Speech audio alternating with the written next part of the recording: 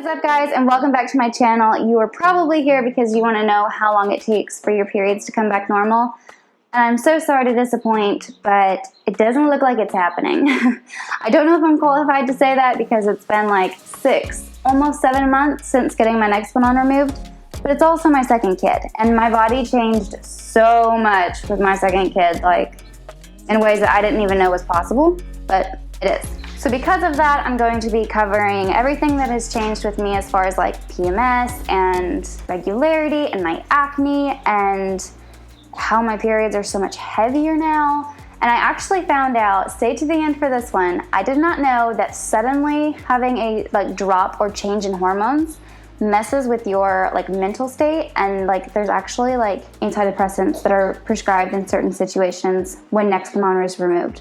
So definitely stay to the end to find out about that one because I had no idea. And if this is something you want to know more about, this is part of a nexplanon series.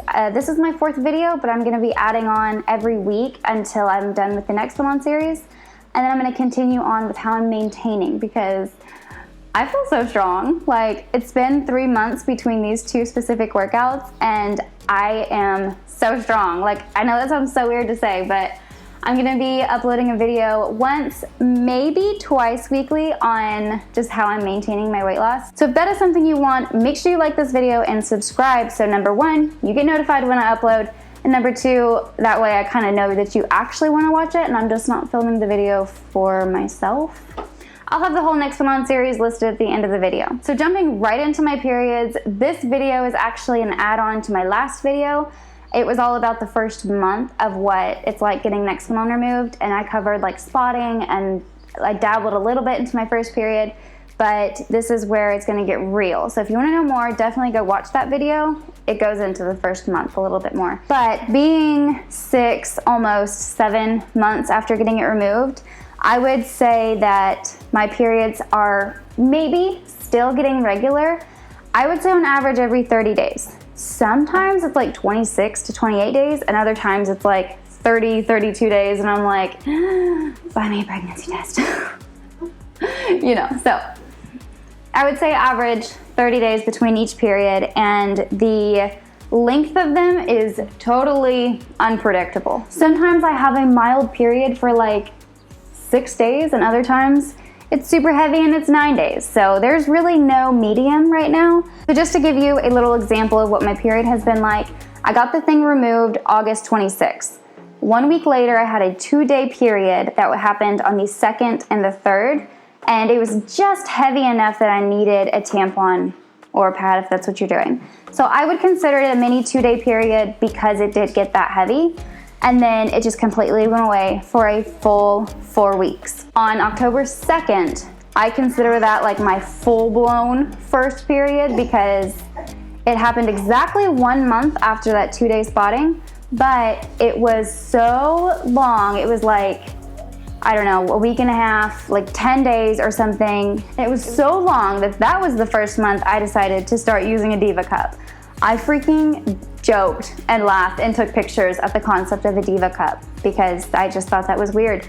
And then once it became a requirement because of the amount that I was bleeding, I was like, I need to figure out a way to keep the blood inside of me for at least 4 hours. Let's try to work on that one.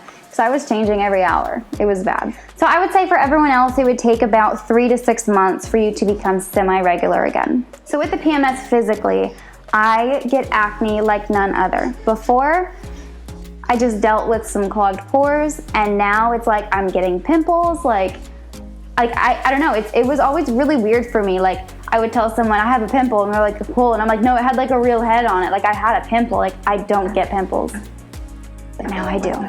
I always had an increase in appetite right before my period started, and holy guacamole, my boobs are so sensitive. I'm talking I can't even work out. I hold the kids, I'm holding them, but also trying to be away from them at the same time. And I'm hug me, but don't hug me. You know, it's oh God, it's so bad.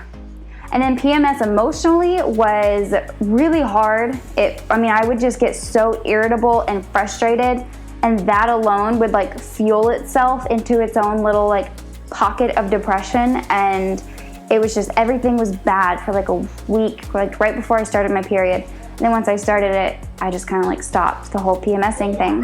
So after I told my doctor about that, there was actually a term for it. It's PMDD, and it's like PMS on steroids, she said. So there's a, Sage, can you be quiet, please? So there's an extent of the sadness you're supposed to feel, the irritability, you know, all the emotions you go through during PMS. There's a limit of what's okay with that. And then once you pass that limit, it becomes that PMDD where it's like you will actually be depressed before you start your period rather than just being sad. You know what I'm saying? And what I said with the Diva Cup, how I've been using it, it takes a little bit of getting used to, and there's actually like a system to understanding it and making sure it's all like plugged up there correctly. So I'm going to consider making a video on that. So I have fallen in love completely with the Diva Cup. It was a little frustrating at first, but if you just want to know more about it or figure out how I figured it out, let me know in the comments down below, and that way I share the video without sharing too much of my information that the world doesn't actually care about. So with all that being said, I will see you next week. I'm uploading weekly, and I will see you then. Make sure you're subscribed and check out these videos.